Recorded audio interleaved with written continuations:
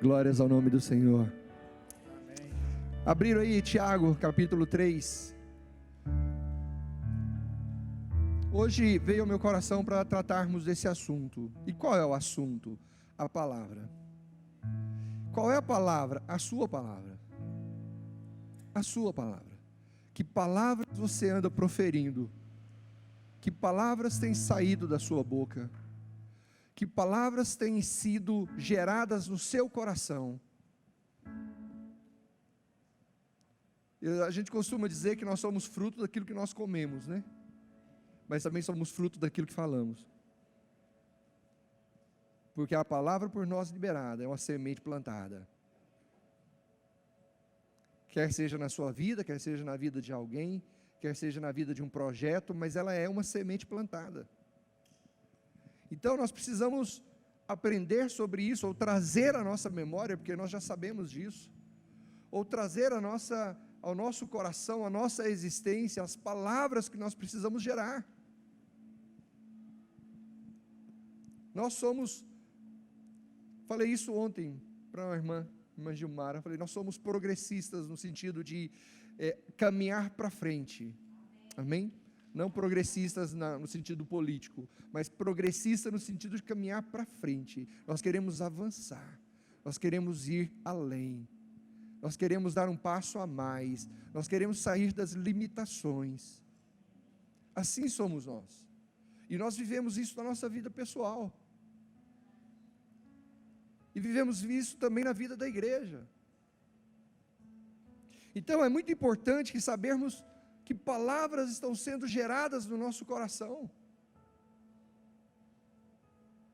Quem nós estamos deixando entrar no nosso coração, que tem gerado palavras de vida ou de morte? Porque nós vamos aprender que a palavra que sai da nossa boca pode produzir dois efeitos. Um é de viver e o outro é de morrer. Então precisamos entender isso, para que nós possamos ter atitudes corretas, palavras abençoadoras, palavras proféticas, palavras de vitória. O apóstolo Tiago começa a sua carta dizendo assim: meus irmãos, não vos torneis muitos de vós mestres, sabemos que havemos de receber maior juízo, porque todos tropeçamos em muitas coisas. Se alguém não tropeça no falar, é perfeito varão, capaz de refrear também todo o corpo. Diga assim comigo: se alguém não tropeça no falar,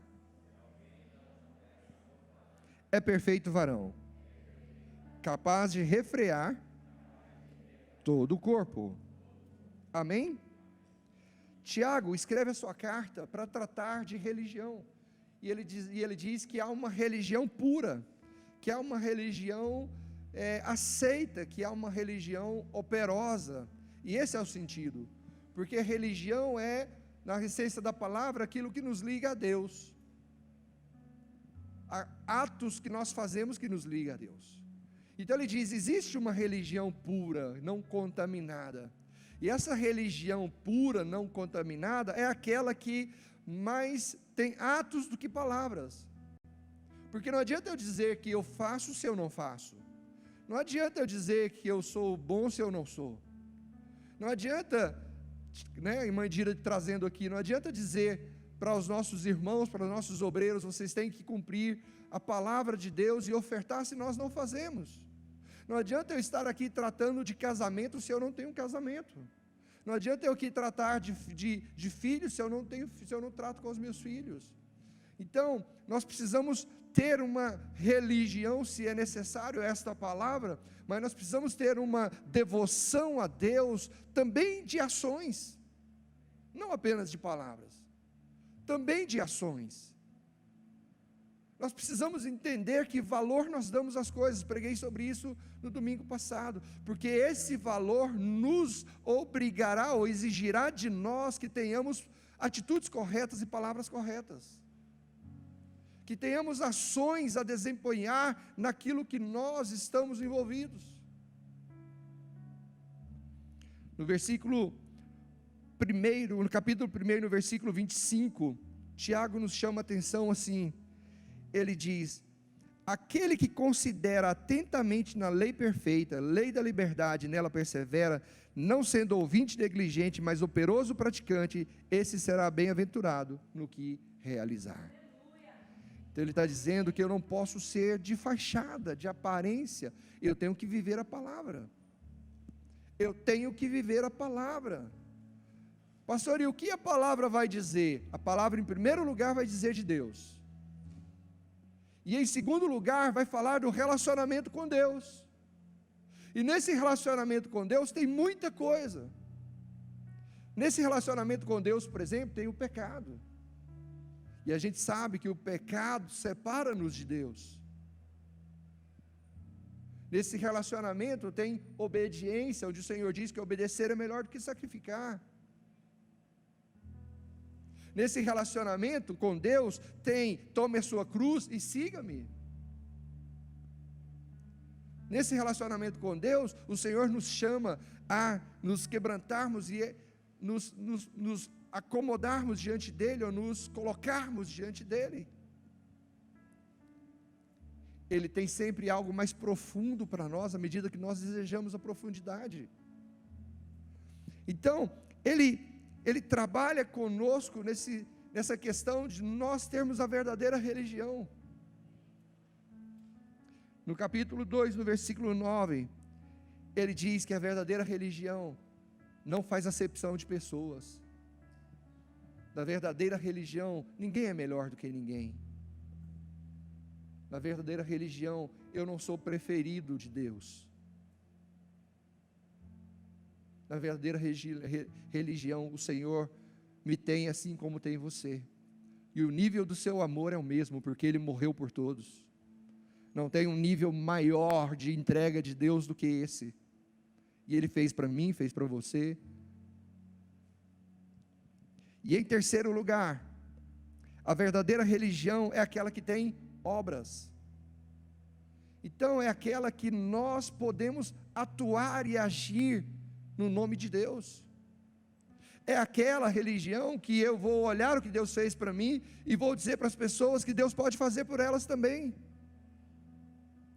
E é interessante que a própria palavra nos cobra: a quem você disse nesta semana que Jesus pode pela sua vida? As pessoas que ganham almas, quando a gente pergunta para elas qual é o segredo, ela diz assim: eu oro a Deus para ganhar uma alma por dia. Porque são pessoas que estão focadas dentro daquilo que a palavra de Deus diz para nós fazermos. Nós vamos receber tudo de Deus, mas nós temos um compromisso com Ele. A nossa fé tem que produzir alguma coisa. A nossa fé tem que abençoar alguém. A nossa fé tem que atingir alguém. A nossa fé tem que chegar até alguém. A nossa fé tem que ir até onde aquela pessoa precisa. Talvez você fique constrangido com os testemunhos. Eu não fico constrangido com os testemunhos. Eu amo os testemunhos, porque eu olho e digo assim: Deus pode fazer comigo também. Deus pode fazer comigo também. Se Ele fez, Ele pode fazer. Então, nós precisamos ter essa verdadeira religião conosco. Aquela religião que se preocupa com o próximo, a religião que não faz acepção de pessoas, a religião que tem obras. Querido, isso é para a nossa vida, isso é para mim, isso é para você. No capítulo 3, nós vamos falar da fé e as expressões através da língua. O apóstolo Tiago, ele se preocupa com a língua. E é claro que ele não está falando do órgão na nossa boca, apesar dele trazer as ilustrações como o membro dentro da nossa boca, mas ele está falando de palavras que são liberadas. Ele está dizendo no capítulo 3, no versículo 2, que nós podemos tropeçar no falar. E o que é tropeçar no falar? Tropeçar é pecar no falar. Então, quando eu falo, eu peco. E quantas pessoas nós vimos derrotadas por causa das palavras que liberam sobre si mesmas, sobre seus projetos, sobre as suas vidas, ou sobre a vida dos outros. Às vezes nós liberamos palavras sobre a vida dos outros sem imaginar que liberamos sementes. E assim como nós semeamos, nós também colheremos. Então é por isso que nós precisamos ter muito cuidado na semente que nós liberamos, porque nós vamos colher dessa semente. Então a Bíblia diz que nós podemos tropeçar no falar. Isso é possível. Se não pecar no falar, ela diz que você é perfeito varão. Então olha o cuidado que você precisa ter, a sabedoria que precisa vir sobre a sua vida, para que no seu caminhar, as palavras que você libera, não são palavras.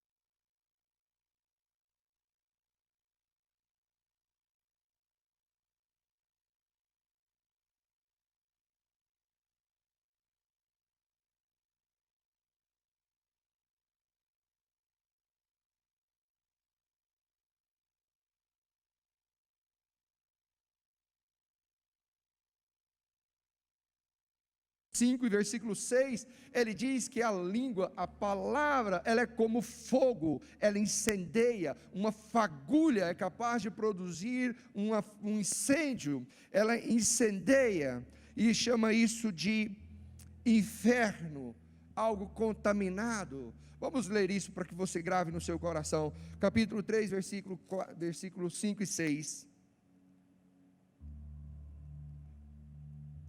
colocou? Ele diz assim: assim também a língua, pequeno órgão, se gaba, situado entre os membros de nosso corpo, contamina o corpo inteiro, e não só põe em chamas toda a carreira da existência humana, como também é posta ela mesma em chamas pelo inferno. Então olha o que ele está dizendo, ele está dizendo que é algo que coloca a si mesmo no inferno. E quando você imagina essa cena, você imagina você mesmo liberando palavras que o levarão ao inferno. Eu me lembro de um vendedor que trabalhava comigo, e ele era uma pessoa muito carismática, muito brincalhona, e eu dizia para ele: Juarez, você precisa, já falei o nome dele, não era para falar, mas já falei, mas eu amo muito ele. E eu dizia: Juarez, você precisa aceitar Jesus. E ele dizia: não quero Jesus, eu quero o diabo. Ele dizia que estava brincando, mas as palavras não saem de brincadeira. E eu dizia: cara, você precisa. E ele dizia: não, quero o diabo. Então, é capaz de coisas profundas, nos contaminar, nos levar para o inferno. Então, eu espero que o Espírito do Senhor esteja ministrando ao seu coração e à sua mente, para que a gente, daqui a pouco, ao estarmos orando, a gente peça perdão a Deus pelas palavras que nós liberamos, para que elas não produzam os efeitos, para que de alguma forma Deus possa curar, porque nós somos capazes de fazer. No versículo 8, diz que é indomável, é um mal contido. Olha o que ele diz: a língua, porém, nenhum dos homens é capaz de domar. Misericórdia. É mal incontido, carregado de veneno mortífero. Ele está dizendo que nós somos capazes de liberar essas palavras, e isso sai com tanta força de nós, que é capaz de produzir efeitos terríveis. Não pode ser contido, é algo venenoso, é algo que produz morte. Eu não sei se você já matou sonhos. Você já matou sonhos? Você tinha vontade de fazer um projeto e você matou esse projeto, porque você dizia: eu não vou conseguir, eu não dou conta, eu não consigo. Ah, mas tem aquela pessoa que está assim.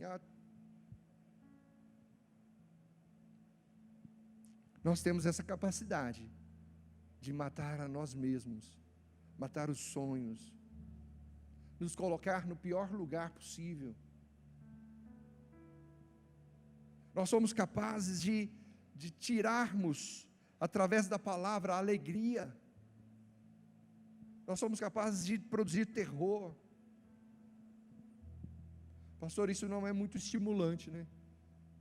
É, querido, porque nós precisamos ser curados. Nós precisamos ser curados. Nós precisamos saber o que nós somos capazes, para que nós possamos, de alguma forma, clamar a Deus e dizer: Senhor, me ajuda. Senhor, me ajuda. Senhor, faz algo comigo. Senhor, me ajuda. No versículo 9, ele diz que com ela bendizemos ao Senhor e Pai, também com ela amaldiçoamos os homens feitos à semelhança de Deus.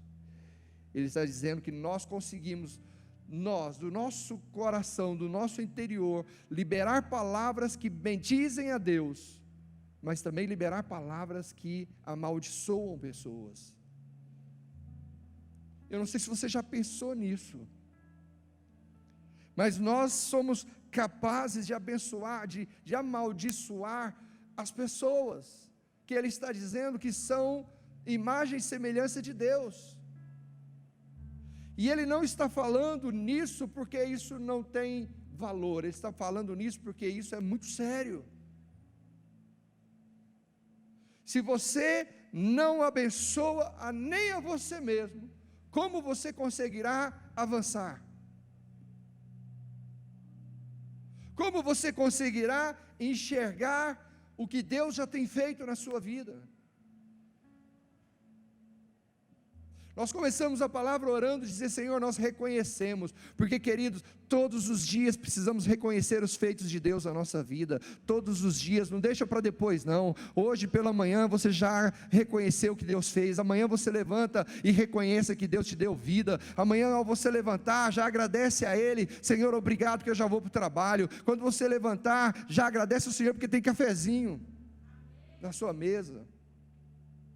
Vou fazer um aspas aqui. Hoje à tarde eu estava ouvindo um documentário sobre o único brasileiro nascido no Brasil, judeu, sobrevivente do Holocausto. E perguntaram para ele do que ele mais sentia falta, do que era mais precioso para ele hoje. E se você souber as coisas que ele disse assim: uma das coisas mais importantes para mim hoje é uma escova de dente, é uma pasta de dente, é uma meia quente que eu posso colocar nos pés. é uma blusa que pode me tirar do frio. É um prato de comida que eu posso comer. E por que ele estava dizendo isso? Porque ele sabe de onde ele veio. Ele passou anos e anos sem ter uma meia, sem ter uma escova de dente, sem ter uma pasta, sem ter arroz para comer, sem ter... Ele dizia que ele comia... Não sei se eu... Mas segura aí, pega isso para você. Na mesma vasilha que eles usavam para urinar, era a mesma vasilha que eles colocavam a comida para eles comerem. Então ele diz: hoje eu tenho um lençol macio na minha cama.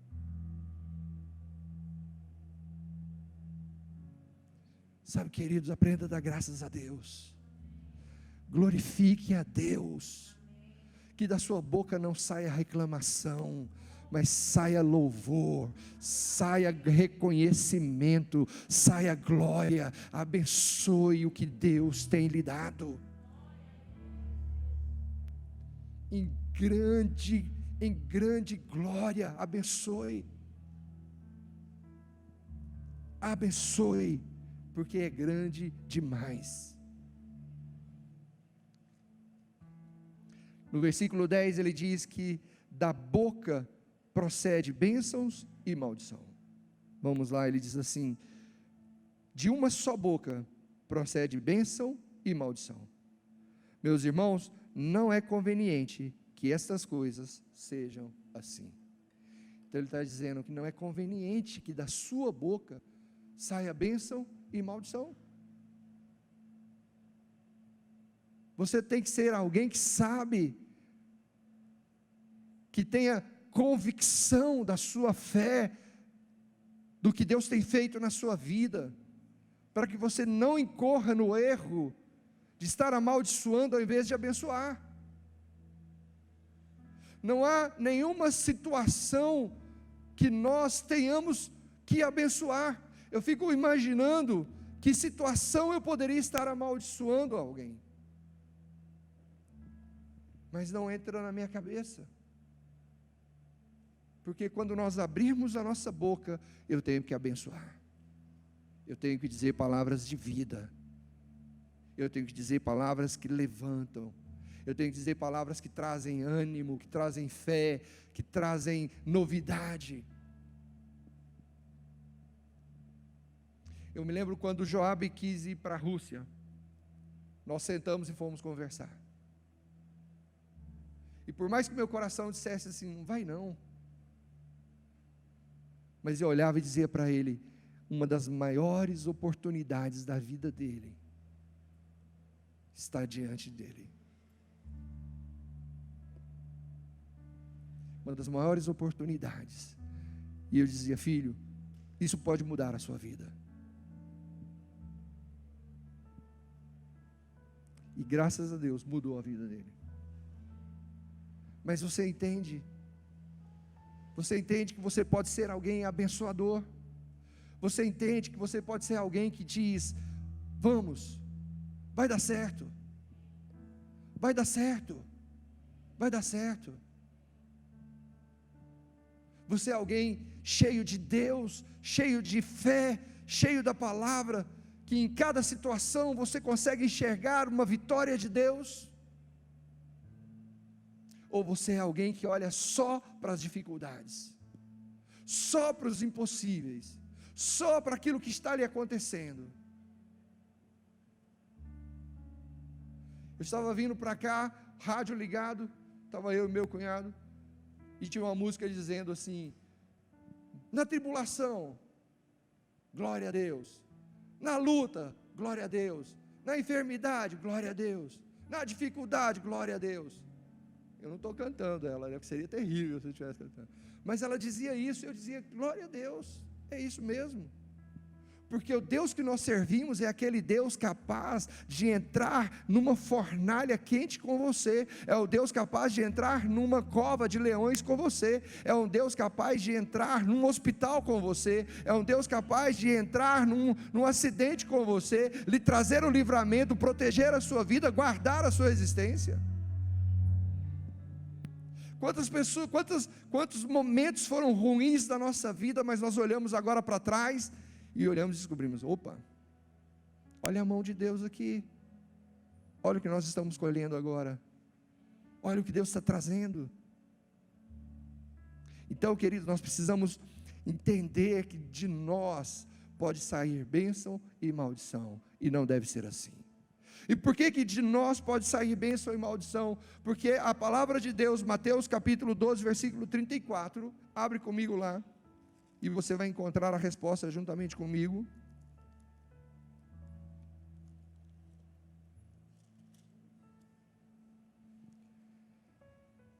Se você achou, diga amém, Jesus. Me ajuda aqui. Capítulo 12, Mateus capítulo 12, versículo 34. Você já sabe isso de cor, tenho certeza. Segunda parte do versículo, ele diz assim: porque a boca fala do que está cheio o coração. Então, quando eu estou liberando a palavra, eu vou liberar aquilo que está dentro do meu coração, aquilo que está ocupando o meu coração. E a Bíblia diz: o que deve ocupar o seu coração? A Bíblia informa isso, claro que informa. Vai para Filipenses capítulo 4, versículo 8. Carta a Filipenses, capítulo 4, versículo 8.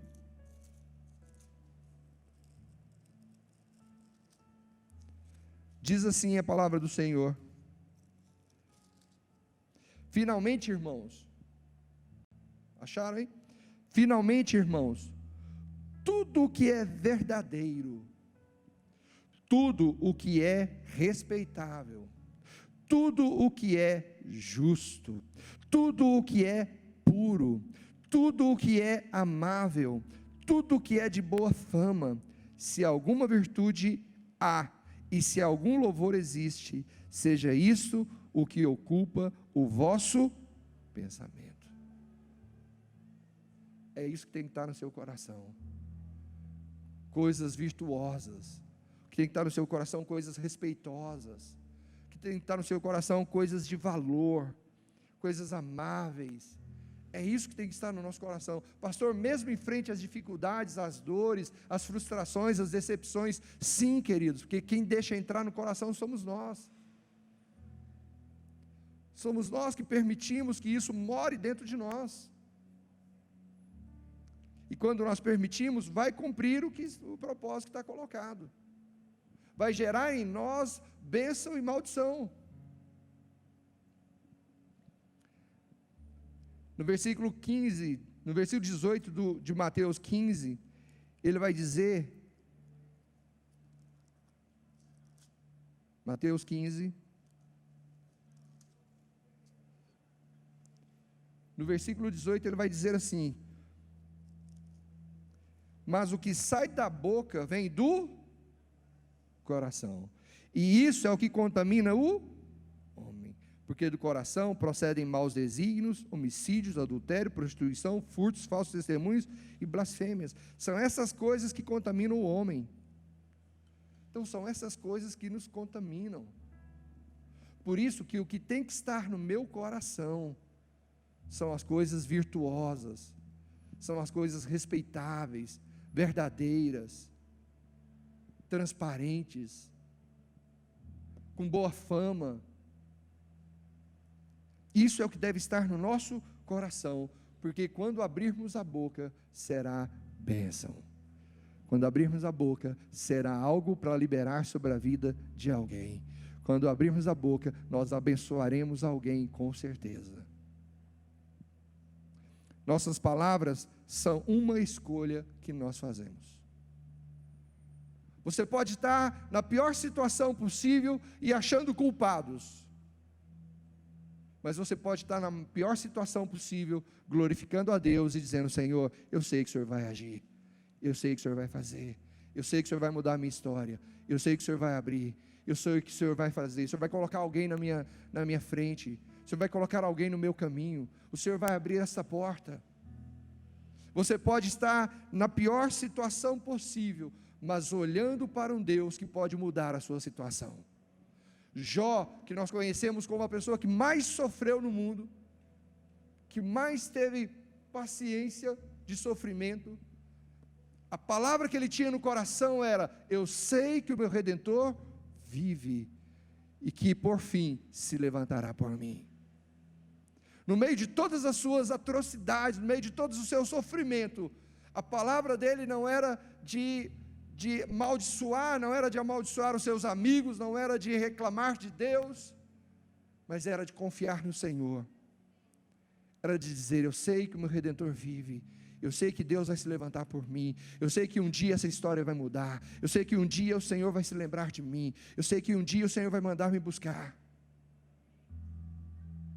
Esse é o Deus que nós servimos, esse é o Deus que nós servimos. Provérbios capítulo 10, versículo 32.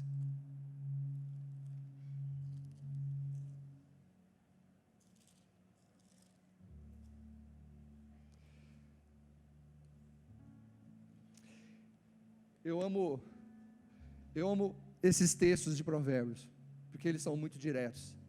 Ele diz no versículo 32: os lábios do justo sabem o que agrada, a boca dos perversos somente o mal.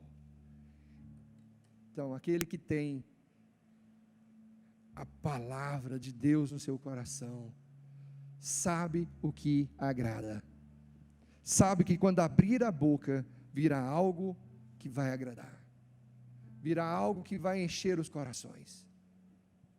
Quando você estiver com alguém, quando você abrir a boca, aquilo vai vir como uma água que lava, que traz o frescor.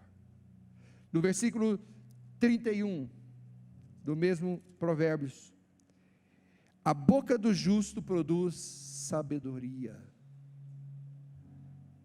Amém, querido? Amém. Que sabedoria que produz a boca do justo? É a sabedoria que vem de Deus, não é a sabedoria humana. A sabedoria humana te levará para ser egoísta, te levará para ser miserável espiritualmente, te levará para as coisas do mundo, mas a sabedoria de Deus te levará para trazer vida, para gerar uma palavra de bênção, para gerar uma palavra de ânimo, para gerar uma palavra de vitória, para gerar uma palavra de conquista, para gerar uma palavra que vai trazer vida sobre você, sobre a pessoa que você está liberando. Provérbios 10, 11. A boca do justo é manancial de vida. A boca do justo é manancial de vida. Vamos colocar de pé, vamos orar ao Senhor.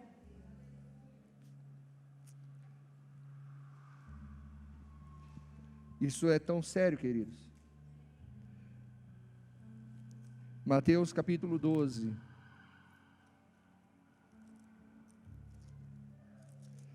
Nós precisamos conter a nossa língua, ou a palavra que sai da nossa boca. Mateus capítulo 12, versículo 34, ele diz assim,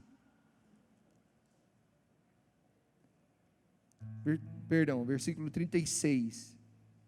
Digo-vos que de toda palavra frívola que proferirem os homens, dela darão conta no dia do juízo. Porque pelas tuas palavras serás justificado, pelas tuas palavras será condenado. Entendeu? Pelas suas palavras será justificado, pelas suas palavras será condenado.